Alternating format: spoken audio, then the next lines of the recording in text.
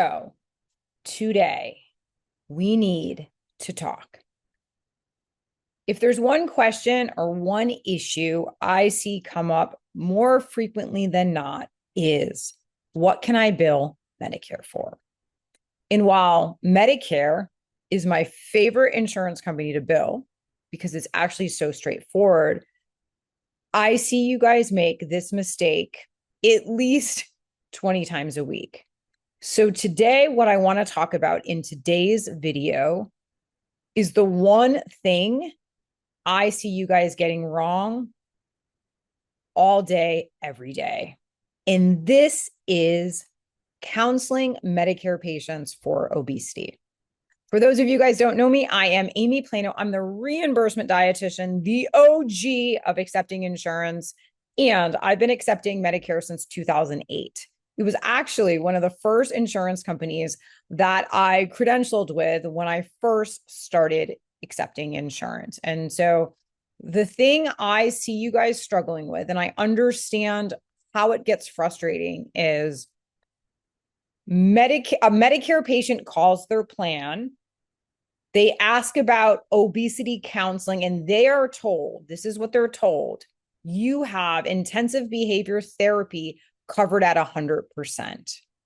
And that is 100% true, but naturally they assume they can come to see you. And this is where the missing piece lies. So under traditional Medicare, intensive behavior therapy for obesity, this is something that went into effect in 2011. So I want to be crystal clear. This is not a new benefit.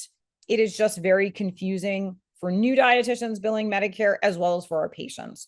The code G0447 must be provided in a primary care setting and billed by one of the following: either a physician, a nurse practitioner, a clinical nurse specialist, or a physician assistant. Registered dietitians cannot bill independently for IBT. I want to say that again. Registered dietitians and CNSs in private practice cannot bill for obesity counseling to their patients. It's just not a service that's covered outpatient.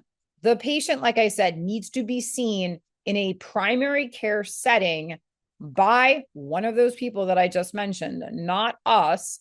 And that's where they are counseled for obesity. So if you're a private practice dietitian and you specialize in weight management, even if the patient qualifies with a BMI of 30, the IBT benefit is not usable to see you in private practice in any shape or form unless your practice is set up under the umbrella of one of those approved providers, right? MD, PA, APRN, and you are billing incident to the physician, which most private practices are not. So what we need to do, and what I want you guys to do, is when a patient tells you, any patient who has Medicare, any patient who has Medicare plus in an Advantage plan setting, anytime they tell you this, you need to say to them, because the patient's going to come to you, they're going to be frustrated. They're going to tell you Medicare or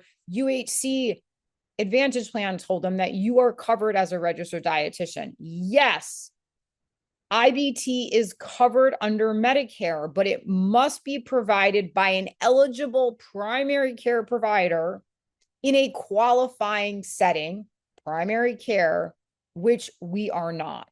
As private practice, I cannot bill for that specific benefit, right? So it is very frustrating.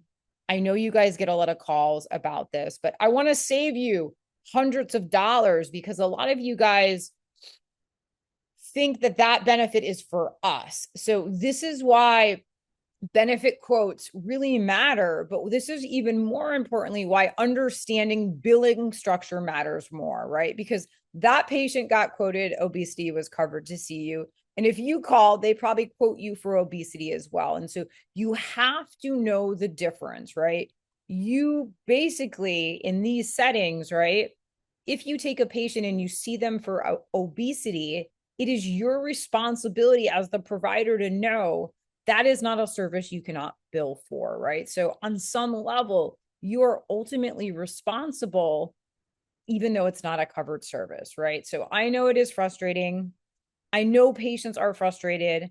I know we as registered dietitians have been frustrated since 2011, since PCPs had that benefit and we did not get it directly. But like I said, I've made this video in other forms. I wanted to simplify it just so you guys understand, but registered dietitians in private practice in any shape or form cannot bill for obesity, right? It's just not a covered benefit. It does not matter if the patient was quoted this benefit. It does not matter if you were quoted this benefit for your patient. It is important that you are educated. It is important that you share this information with other dietitians because, like I said, I see this question asked on repeat. And then the dietitian gets pissed because they don't get paid for a service that was never covered. Okay. If you're somebody who needs help with billing, insurance, getting set up with Medicare, I'm going to drop the link to our services below. These are literally things we teach dietitians. My goal is to simplify the reimbursement process for all registered dietitians accepting insurance.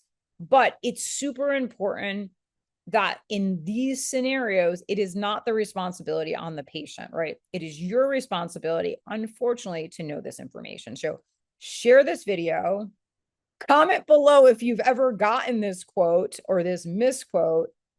Comment below if you've ever had to eat a charge. I probably can comment on all of these below. And like I said, let's play this forward. So if you know a dietitian struggling with this, because so many of them are, please share this video. And if you like this video, subscribe to it because we release ones just like this every week. Bye for now, Amy P., the Reimbursement Dietitian.